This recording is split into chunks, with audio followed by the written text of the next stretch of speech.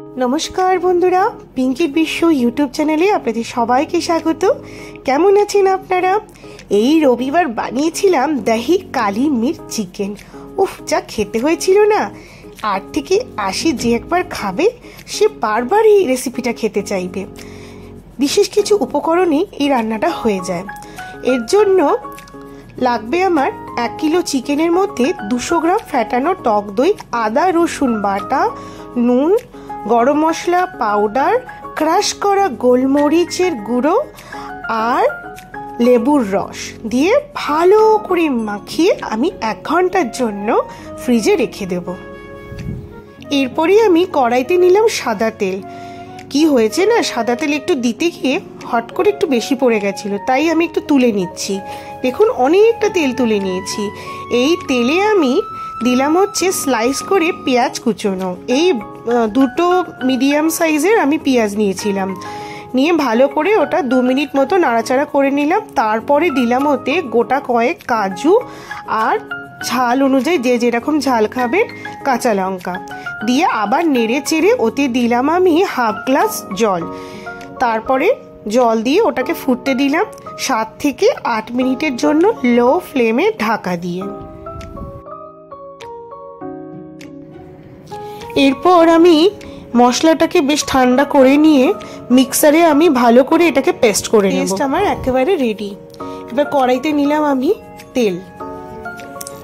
চিকেনটা যেটা ম্যারিনেট করে রেখেছিলাম সেই ম্যারিনেট থেকে চিকেনগুলোকে ভালো করে চিপে চিপে, যাতে রসটা না থাকে, নিয়ে আমি কড়াইতে চিকেনগুলোকে দিয়ে হালকাভাবে আমি রোস্ট করে নেব। চিকেনের মধ্যে হালকা সোনালি রং এসে গেছে। এরপর আমি চিকেনটা তুলে নিলাম। 2 খেপে আমি ভেজেছিলাম, কারণ আমার কাছে 1 কিলো প্রায় চিকেন ছিল। এরপরে আমি করব গ্রেভিটা। এই যে তেলটা রয়ে গেছে সেই তেলেই আমার গ্রেভিটা হয়ে যাবে। কি সুন্দর লাগছে দেখুন রোস্ট করার পর চিকেনগুলো। 2-1টা কিন্তু করতে করতে বেশ খেয়েও নিয়েছে আমার ছেলে। এবার সেই কড়াইতে তেলের মধ্যে দিলাম আমি দারচিনি, লবঙ্গ, ছোট এলাচ 4টে ফাটিয়ে আর কিছুটা গোটা গোলমরিচ। এর মধ্যে থেকে সুগন্ধ বেরোলে পরে দিয়ে দেব এতে আমার পেস্ট করে রাখা মশলাটা। চিকেনের যে গ্রেভিটা ছিল সেই গ্রেভিটাও আমি একটু দিয়ে দিলাম অল্প জল মিশিয়ে।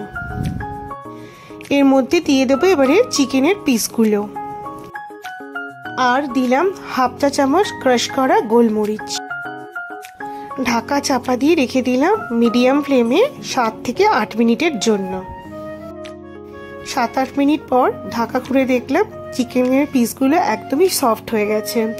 ওপর থেকে দিয়ে দেব চেরা কাঁচা লঙ্কা আর ধনেপাতা কুচোনো। জাস্ট মানে স্বাদে লাজবাব হয়েছিল। একটু টক টক ভাব, একটু ঝাল ঝাল, মানে অসাধারণ খেতে। ট্রাই করতে পারেন নান, পরোটা, রুটি, জিরা রাইস, পোলাও, যে কোনো কিছুর সাথে।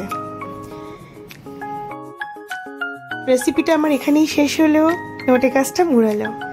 যদি ভালো লাগে তাহলে অতি অবশ্যই একটা লাইক দিয়ে দেবেন আর শেয়ার করতে কিন্তু ভুলবেন না। ভালো থাকবেন সবাই।